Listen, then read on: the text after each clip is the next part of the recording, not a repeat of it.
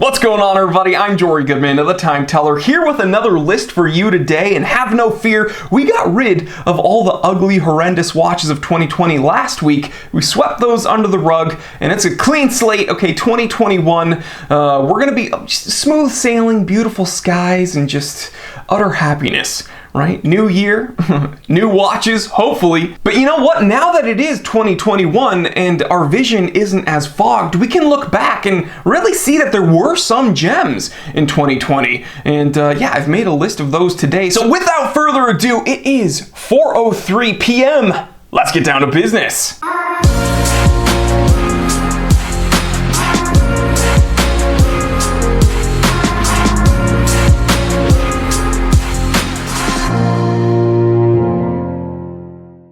All right, moving on to another Vacheron on the list, the Vacheron Traditionnel Tourbillon Chronograph. That's right. So guys, towards the beginning of my channel, I told you that I lusted over the Vacheron Patrimony Traditionnel Tourbillon. But in 2020, they came out with an iteration of that watch, which is a mono-push chronograph. Now, it's not super duper thick, just around 11 millimeters thick, but it might be a bit on the big side for some of you. It is pushing 40 millimeters, actually coming in around 42 millimeters. But again, it is a chronograph. It has a big old tourbillon cut out around the 12 o'clock with that gorgeous Vacheron logo held within there. And I mean, come on.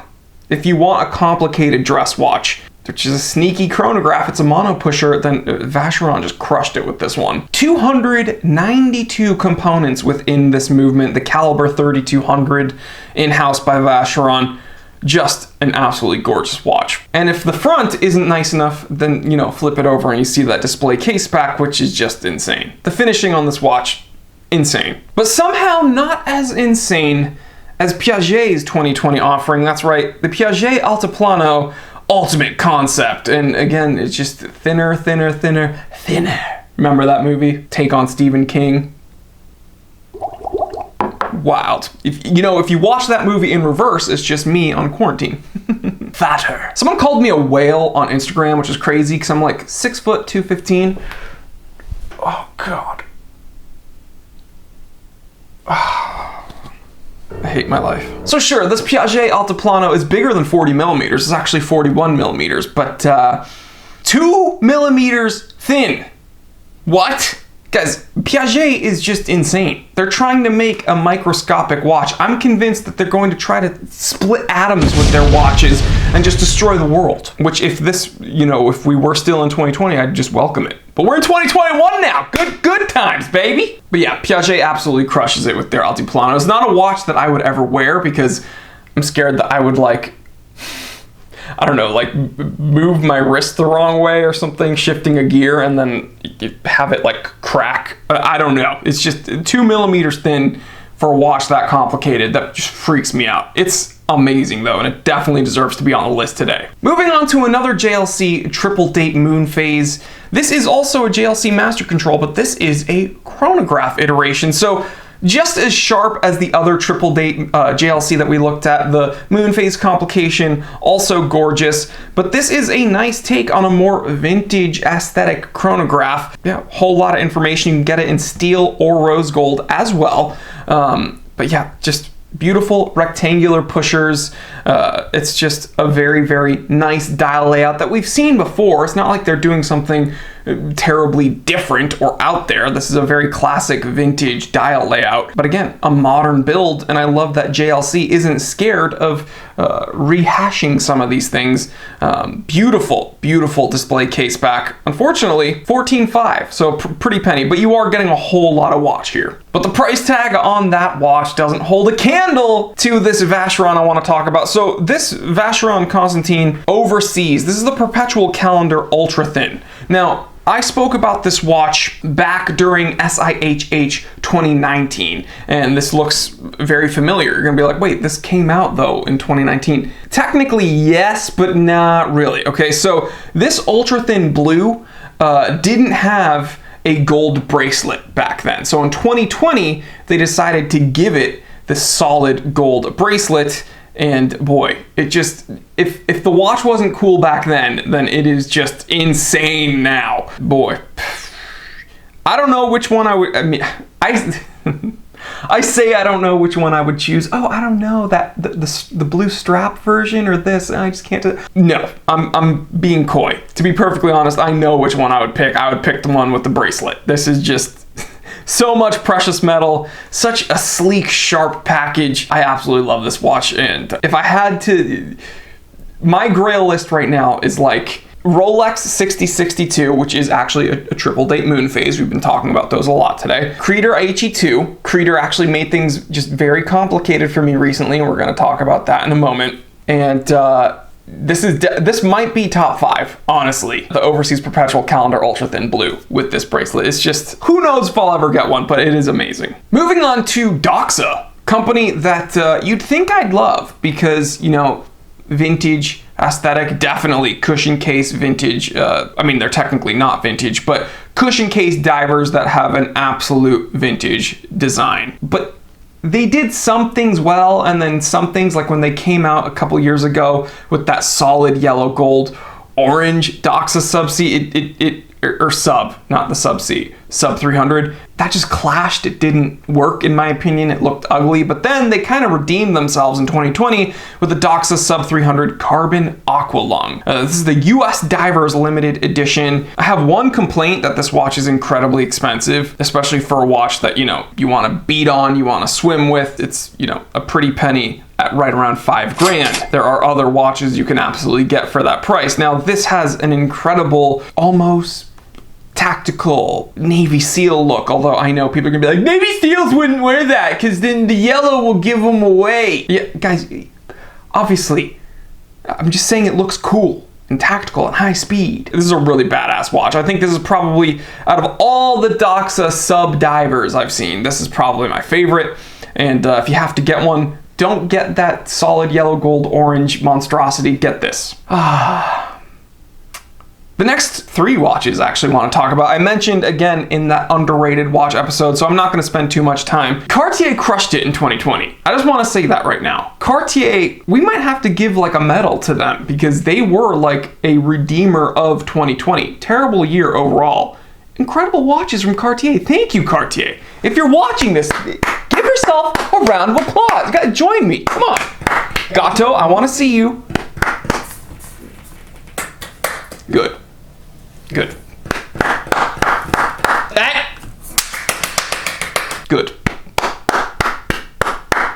So guys, again, if you're ever going to write Cartier off in your mind as just a simple kind of shallow fashion watch company, it's hard for me even to utter those words when I'm thinking about Cartier because it's so not true. Think about these watches and then go take a hike, okay? They crushed it with these new Rotunda Cartier. We have the Mysterious Hour Skeleton, which is 42 millimeters, 18 karat pink gold. Let's see, it has the 9983 caliber. It's just a ridiculous watch. They have the Rotunda Cartier Grand Complication Skeleton, which is 45 millimeters because you're getting a little bit more information there. But none of them hold a candle. To the Rotunda Cartier Minute Repeater Mysterious Double Tourbillon, because oh yeah, it'd be cool, minute repeaters, whatever, probably one of the most impressive complications, very novel function. This harkens back to when people were, you know, didn't have the ability to get all this, you know, eye repair technology. So if you were, you know, you had sight, if you were seeing impaired, excuse me, you could pull out a pocket watch with a minute repeater, you could press the lever and it would ding and chime with the hours and minutes. Very, very just incredible complication. And I've been told by watchmakers that it's one of the most difficult and expensive complications to produce on these mechanical watches. So, okay, fine. You got a minute repeater, Cartier. Good job. Wait, they added a... Did you say it has a tourbillon? Okay, well... I mean, that's kind of cool. You're still a fashion watch company, though. Minute repeater with tourbillon. 2. 2 tourbillons. Okay. It's okay. That was my my impression of you. Writing off Cartier, even though Cartier is one of the coolest watchmakers and maybe even Holy Trinity level. There, I said it, and I'll prove it in this episode. Click up here and watch me explain why. These 3 watches from Cartier are insane, and perhaps the only reason I decided to make it through 2020. You know, it wasn't looking good for a while. I was like, you know what? Maybe I'm done. Maybe I'm done. Take me. But then Cartier released these 3 Rotunda Cartier, and I was like, you know what, I'm gonna stick around a while. But all jokes aside, let's move on to another Laurent Farrier. This is not nearly as controversial as that Grand Sport Tourbillon. This is the Laurent Farrier Classic Origin Opaline. Now, this does not have an integrated bracelet with a blue dial. This is actually a gorgeous, clean white dial. Still has that kind of small second sub-dial aesthetic, very sleek case. Laurent Farrier is sleek and impressive in a way that other watchmakers just aren't. And their movement finishing is just insane. I don't know how to explain it. They make it modern and sleek and robust and still tasteful and just captivating. But one of my favorite parts, not just the white dial, but this kind of burgundy color they chose for all the little markings, markers, and the hour indexes, or the minute indexes, I should say. Gorgeous. Just absolutely gorgeous. And another thing I absolutely love about this watch is that it's made out of grade 5 titanium. So very sleek, smooth. You might think that this is, you know, a stainless steel dress watch, or maybe even a white gold dress watch, but no. Something a little different, out of left field. Grade 5 titanium, but it does have 18 karat white gold indexes. Man, oh man. That display case, that ridiculous movement. Look at that finishing, dude. So cool, so modern. Almost looks like RoboCop in a way. I love it. Speaking of integrated bracelets and sleek, smooth sharpness, Girard-Perregaux, however you feel about them, I know I've complained that they make, you know, the Lariato is just an AP Royal Oak homage. It is. It is. I'm sorry. I said in an earlier episode on this channel that my biggest complaint about Girard-Perregaux is that they were a powerhouse in the watchmaking world until they made the Lariato, and it became just one after another AP Royal Oak homage. Then a whole, like an army of people in the comment section were like, well, you're actually wrong. The Lariato came out before the Royal Oak. So then I made an episode correcting myself, and I was like, hey, I made a mistake. The Lariato came out before the Royal Oak, so I guess I can't really complain about Girard-Perregaux being an AP Royal Oak homage. Ends up, right after I post that episode, I was right the first time. The Royal Oak came out before the Lariato, okay? So these are Royal Oak homages. However, if it's between an AP Royal Oak or this Lariato Infinity Edition Lariato, I'd pick this all day long. Kind of that onyx dial. It's like deep black, void of color, like my soul. And these gold indexes and the contrast with the handset, it's amazing. And that dark date wheel, it just kind of, it's almost as if it just blends into that dial. It's just gorgeous. I love it. And I normally prefer the date windows to be bordered, but I love how this is the Infinity Edition. So it's kind of like you don't know where the date window ends and where the dial begins. It's just, they did a very good job. So between an AP Royal Oak or this. Next up, a Breguet, but it's not a Breguet Classique. We already mentioned those. How about the Breguet Tradition Quantième Retrograde 7597? Now, this is a watch. Okay, so remember a couple years ago when JLC did this huge show of force with the Gyro Tourbillon, and I was like, yeah, but those weird off-center mini dials are just kind of, I don't like them, because sure, there's like a mini time-telling dial, and then like these, all the rest of the dial is used to show off complications. I don't really like that. This Breguet, they do the same thing with this mini time-telling dial, and then like they're showing off all the rest of the complications and the innards with the rest of the watch. This Breguet is much more handsome in my opinion than the Gyro Tourbillon. Now the Gyro Tourbillon might be more like mechanically impressive, but this is no slouch. Crazy looking rotor. You can see most of the movement from the front. You have the choice of either, let me see, I believe it's, do they refer to it as pink? Yes, pink gold, not rose gold. Pink gold, says Breguet, or white gold, so no stainless steel option. $37,800 for pink gold and $38,600 for white gold. Man, this is just insane. 50-hour power reserve, retrograde date, flat silicone balance spring. If you want a complicated watch that's complicated looking, this is the watch for you. And last but not least, you know what, it's just so fitting that 2020 would end with this watch, and it's just very fitting that I would end this episode with this watch. One of my all-time grails, a watch that I will just always want, Creator Aichi 2. Okay, it is like the quintessential dress watch. It's just so simple. I've never considered myself a minimalist, right? Or like a modern design lover. But if I want a minimalist watch, or if there was a watch that is minimal, this Creator, it's just everything you need and absolutely nothing you don't. The Creator Aichi 2 is just gorgeous. You know, the Creator Aichi had a power reserve indicator, but it was on the porcelain dial. And people complained that that kind of took away from the elegance of that clean porcelain. So what they did with the Aichi 2 is they took the power reserve indicator and they put it on the case back. So it still has a power reserve indicator with a display case back showing off that movement, but it's on the back of the watch, so as not to take away from the cleanliness of that porcelain dial. Now, at the end of 2020, Creator just threw a wrench into my life goals by releasing a blue dial variant of a watch I love so much. So now, here's the conundrum. When I get to the point where I can afford a Creator Aichi 2, which freaking one do I choose? Why? Why you gotta do that? I was content. I was content lusting after the clean white dial porcelain versions of the Creator Aichi 2, and now there's a blue dial platinum. You're not making this any easier. I thought, you know what? I'll leave the frustration in 2020. We're 2021 now, baby. Get your shit together, Goodman.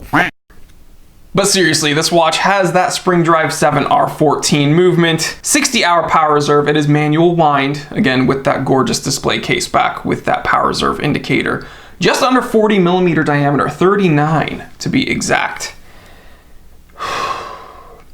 Blue dial or white dial, which one do I choose? It's like, oh, okay, we're talking about the blue dial, but what if I get the blue dial? And I'm like, what would life have been like if I got the white dial? Or alternatively, what if I'm there and let's say I saunter over to the Grand Seiko boutique here in Beverly Hills, and I'm like, hey, you know what, I can do it. I can finally do it. I'm gonna get a Creator Aichi 2, and they're like, right away, boss. And they get me a Creator Aichi 2, and I buy the white dial, and then I'm like, but and then I go home and I realize that the real lover of mine was the blue dial.